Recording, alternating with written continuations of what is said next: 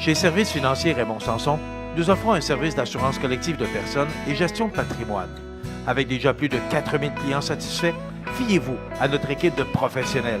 Des services financiers Raymond Sanson à Montmagny, au 248-3583. Je viens de le prendre par surprise un peu. Il me regarde. Pourquoi tu dis ça? J'ai dit, bonjour, monsieur le maire, d'abord. Oui, bonjour, monsieur Montminy. Ça va bien? Oui, très bien. Oui. Laguer des rosiers, parce que je disais, dernier tournant des élections de l'année prochaine, c'est le 3-4 novembre. Ben, habituellement, c'est le premier dimanche de novembre. Oui, je n'ai pas la date précise. Peut-être là, le mais... 5 ou le 4, je ne sais pas. Donc, on entreprend la dernière tranche de ce règne. Je n'ai pas dit que vous quittiez, j'ai dit c'est la dernière tranche. De ce présent mandat. De ce présent mandat. Voilà, les mots... Tout à fait. Est-ce que vous allez revenir?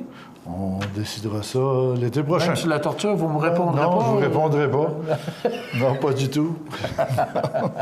Non, je pense qu'il y a vraiment... J'ai eu André Caron qui est passé. On a eu le maire de Saint-Profil cette semaine. Je lui ai posé la même question. Tout le monde... Ça réfléchit fort dans... Non, mais je pense que les élections municipales, là, habituellement, la période électorale commence en septembre. C'est 44 jours avant la date d'élection. Puis... un an avant, il reste beaucoup d'eau à couler sous les ponts. Puis si on veut se présenter, on peut s'organiser, mais il faut avoir du matériel pour maintenir une cadence pendant 12 mois. Là.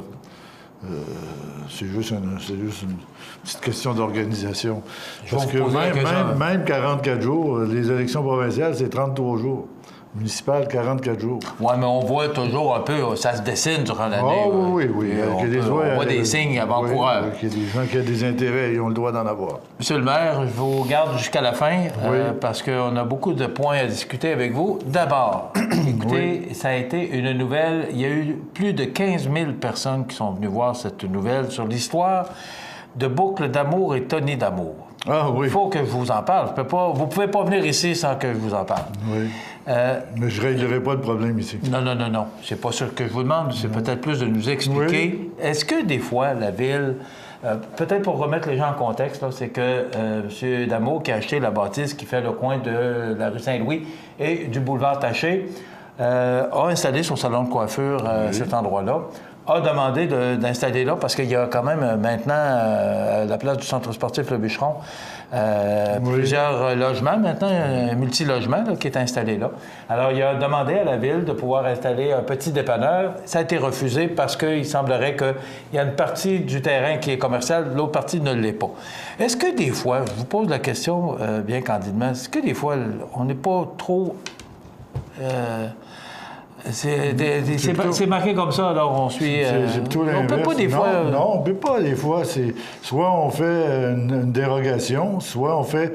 Si son terrain, il y a 90 résidentiel, 10 commercial, il ne peut pas exercer. Les salons de coiffure, c'est permis partout. Il n'y a pas de règles qui définissent qu'on ne peut pas faire un salon de coiffure dans des zones résidentielles. Vous voyez, il y en a partout. Oui, mais cette bâtisse-là était commerciale avant? C'était un bureau de gestionnaire ou de fontaine et... Oui. Et elle avait une opération commerciale, mais en faisant un dépanneur, il faut considérer la partie commerciale qui est disponible, les accès, le nombre de stationnements et toutes ces choses-là.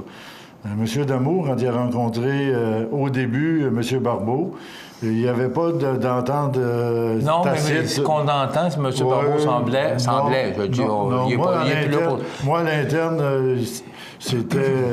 Puis le dernier qui avait donné la réponse de M. Barbeau travaillait à ce moment-là avec M. Barbeau.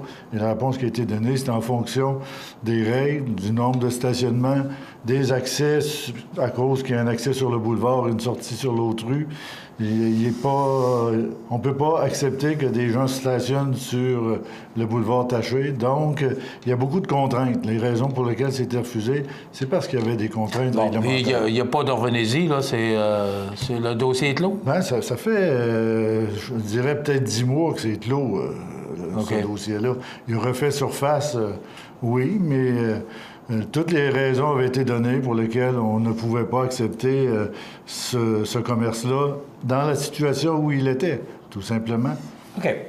On ne pouvait pas passer à côté parce que ça a tellement fait jaser. Écoutez, il y a eu des commentaires là-dessus, M. Desrosiers. Là, oui, je comprends. Mais les gens nous accusent souvent d'être un peu trop permissif, ne pas être assez rigoureux sur les gens qui construisent, qui prennent pas de permis, qui fassent ci, qui fassent ça. À un moment donné, on donne aussi des conseils à l'administration parce que ça nous est demandé par...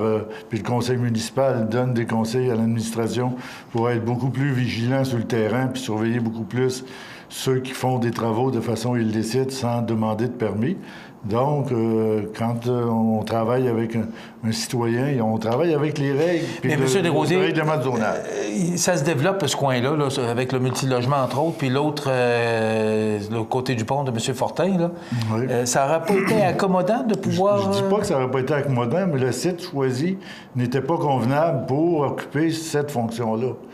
Mais quand il y a une permission comme ça qui est demandée, est-ce qu'on propose, si tu fais ça comme ça, on peut avoir une ouverture ou c'est catégorique? On pourrait dire ça, mais dans le cas présent, c'était pas... il aurait fallu faire un changement réglementaire, un changement de zonage. Quand on change un zonage, on ne change pas pour un terrain spécifique.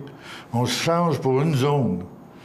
Là, ça permet d'autres secteurs d'ouvrir des commerces puis qui sont peut-être dans des situations encore plus difficiles que M. Damour. Donc, à ce moment-là, on a une obligation d'être assez...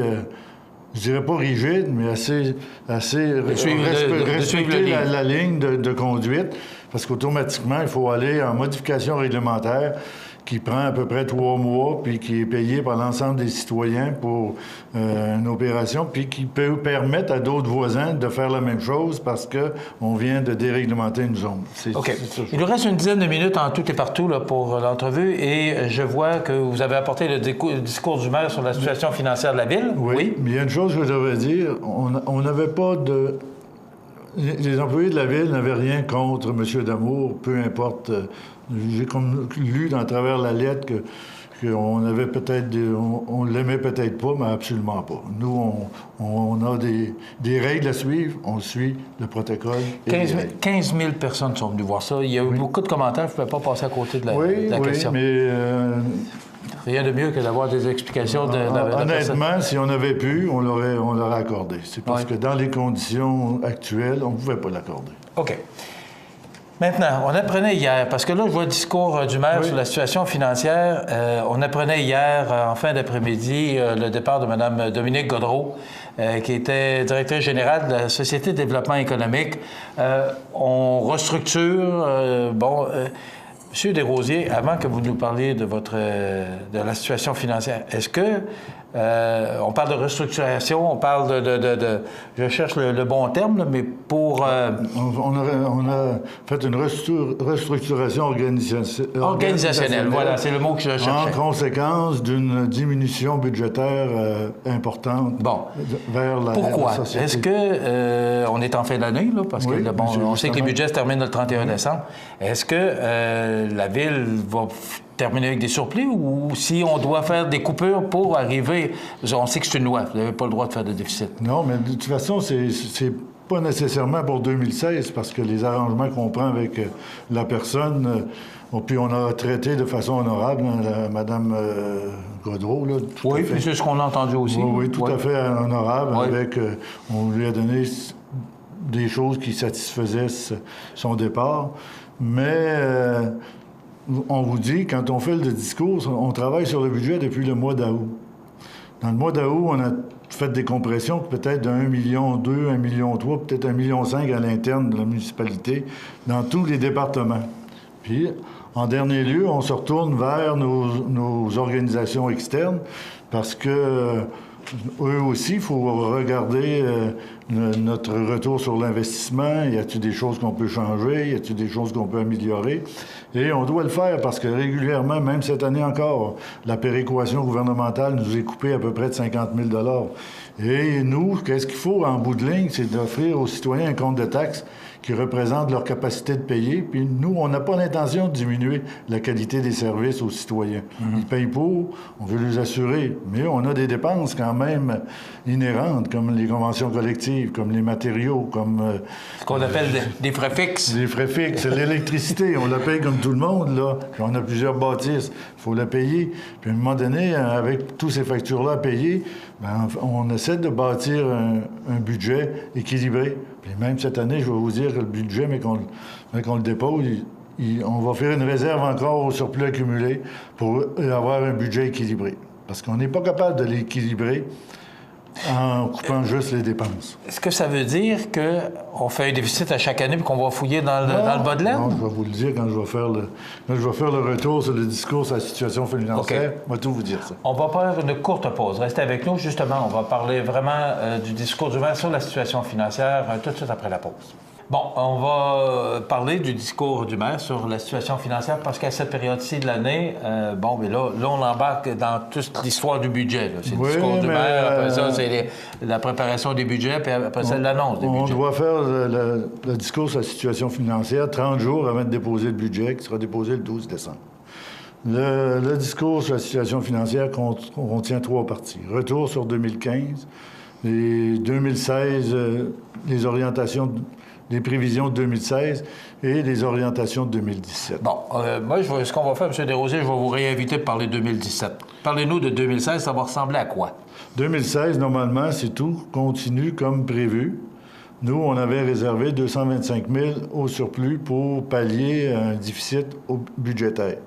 Mais considérant l'augmentation des revenus et des entrées, on devrait terminer l'année peut-être avec 400 000 de surplus sans utiliser ce qu'il y avait au surplus accumulé. OK. Puis je pense qu'une ville, 400 000, c'est pas nécessairement beaucoup pour une ville de notre capacité. Les gens vont dire qu'il ne devrait pas avoir de surplus. Mais si jamais il arrive une tempête et on a besoin de 200 000 est-ce qu'on va faire une taxe spéciale pour aller charger ça aux citoyens pour répondre aux besoins d'une catastrophe? Donc, une ville doit toujours avoir entre 7 à 10 de surplus dans ses coffres pour pallier à des dépenses prévues. Là, c'est ce que vous prévoyez. Mais s'il neige pas jusqu'au 31 décembre, ça veut dire que ça va ressembler à ça. Mais si on a des bordées de neige et des grosses tempêtes, ça peut changer. Oui, ça peut changer. C'est à peu près tout ce qui peut changer un peu le décor. Oui, c'est un événement particulier où la neige. J'ai vu des années que les tempêtes étaient la veille de Noël, le lendemain de Noël, le jour de l'An. C'était toujours dans des périodes qui coûtaient moins cher. Là, on sait ce que ça coûte de faire du déneigement. Oui, c'est très Donc, 2015, on en a parlé abondamment. Ça a été quand même une bonne année. Oui, ce qu'on pourrait dire particulièrement, c'est qu'on a eu une augmentation de revenus de 15 en 2015, un peu inférieure en 2016. OK. C'est tout le temps qu'on a, M. Desrosiers, mais je vais vous réinviter pour parler de ça. Que de ça. Parce que vos autres questions. Mais je trouve ça intéressant. Je voulais vous parler de la Société d'agriculture. Il y avait tellement de sujets. La Société d'agriculture, pour le moment, nous, on n'est pas directement dans les transactions qui se font. Non, mais là, on dit que ça va se vendre, ça se vend pas. La transaction se signe, ça se signe pas. On sait qu'il y a un acheteur qui a été accepté par la Banque TD, puis que là, quand il va avoir le financement, devrait passer sur le notaire. C'est parce que vous êtes quand même concerné, la ville est concernée, parce que, bon... Non, je parle des... On a des terrains, on a...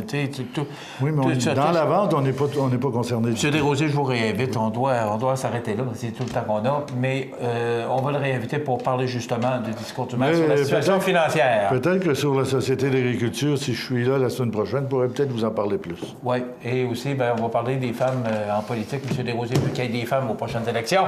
Voilà. Alors, ça complète notre émission pour aujourd'hui.